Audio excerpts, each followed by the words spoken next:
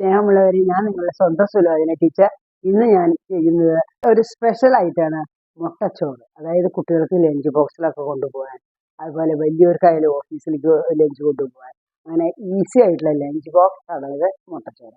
അപ്പോൾ നോക്കൂ, ഉണ്ടാക്കി വെച്ചിട്ട് നമുക്ക് എന്തൊരു ഭംഗിയാണ് നമുക്ക് കാണാം. ഇനി എങ്ങനെയാണ് ഉണ്ടാക്കേണ്ടതെന്ന് നമുക്ക് കാണിക്കാം. ഞാൻ അടുക്കളയിലേക്ക് കൊണ്ടുപോകാം കേട്ടോ. എണ്ണ ഒഴിച്ച് 2 ഉള്ളി അരിഞ്ഞത്, സവോള അരിഞ്ഞത് അതിലിട്ടു. ഒന്ന് നല്ലോണം വഴറ്റണം കേട്ടോ. വഴറ്റി നല്ല പോലെ പാകാവണം. അത് കഴിഞ്ഞാൽ എന്ത് ചെയ്യണമെന്ന് വെച്ച് കഴിഞ്ഞാൽ നല്ലോണം ഒരു ബ്രൗൺ കളർ, അധികം ബ്രൗൺ കളർ ആവണ്ട, കുറച്ച് ഒന്ന് ബ്രൗൺ കളർ ആകുമ്പോൾ എന്ത് ചെയ്യണമെന്ന് വെച്ച് കഴിഞ്ഞാൽ അതിൽ പച്ചമുളക്, ഇഞ്ചി വെളുത്തുള്ളി പേസ്റ്റ് അതൊക്കെ ഇട്ടു. അതുപോലെ തക്കാളി ഇട്ടു. എന്നിട്ട് കംപ്ലീറ്റ് ഒന്ന് വഴറ്റാം. പച്ചമുളക്, ഇഞ്ചി വെളുത്തുള്ളി പേസ്റ്റ്, പച്ചമുളക് എല്ലാം കൂട്ടി, കറിവേപ്പില അരിഞ്ഞത് എല്ലാം കൂടിയിട്ട് അങ്ങോട്ടാണ് അസലായിട്ട് അങ്ങോട്ടാണ്. നമുക്ക് എന്താ ഭംഗി കാണാൻ കേട്ടോ. തക്കാളി നല്ലോണം ഇടണം കേട്ടോ. 2 തക്കാളി ഇട്ടുണ്ട് ഞാൻ. അത് കഴിഞ്ഞ് നല്ല പോലെ ഇളക്കി കഴിഞ്ഞ് അതിങ്ങനെ വണ്ണ് വരികയാണ്. ആ സമയത്ത് എന്ത് ചെയ്തിങ്ങനെ ആവശ്യത്തിനുള്ള മഞ്ഞൾപ്പൊടി ഇടുക, മുളക് പൊടി ഇടുക, മല്ലിപ്പൊടി ഇടുക. അത് കഴിഞ്ഞാൽ ഗരം മസാല ഇടുക കേട്ടോ. അതിപ്പോൾ മഞ്ഞൾപ്പൊടി മാത്രമേ ഞാൻ ഇപ്പോൾ ഇട്ടിട്ടുള്ളൂ. ഇനി ഗരം മസാലയും മല്ലിപ്പൊടി പിന്നെ ഇടുക കേട്ടോ.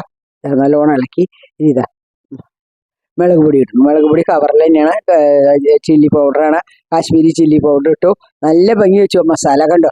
അത് കഴിഞ്ഞാൽ പിന്നെ നോക്കൂ, ഉപ്പിട്ടു, പിന്നെ ഗരം മസാല ഇട്ടു, മല്ലിപ്പൊടി ഇട്ടു, എല്ലാം ഇട്ട് അസലായിട്ട് ഇളക്കിയതിന് ശേഷം എന്ത് ചെയ്യണമെന്ന് വെച്ച് കഴിഞ്ഞാൽ നല്ലോണം വലിയിച്ചെടുക്കുക.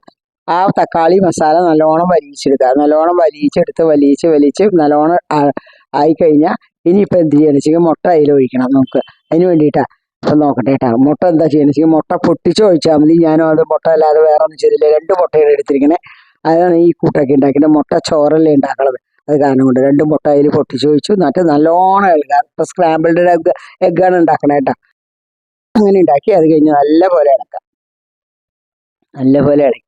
ഇളക്കി വരട്ടെ. നല്ല ഭംഗിയിൽ ഇപ്പോൾ കിട്ടും കേട്ടോ. കറിവേപ്പില ഇട്ടിട്ടുണ്ട് അതിൽ.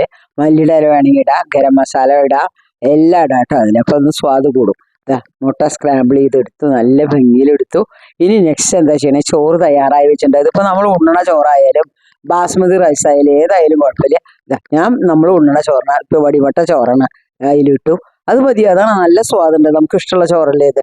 നല്ല പോലെ ഇട്ട് ഇളക്കുക കേട്ടോ. ഉപ്പ് കുറവുണ്ടോ എന്ന് നോക്കുക. ഉപ്പ് കുറവൊന്നും ഉണ്ടാവാൻ വഴിയില്ലേ, നേരത്തെ നോക്കിയപ്പോൾ ഇല്ലായിരുന്നു.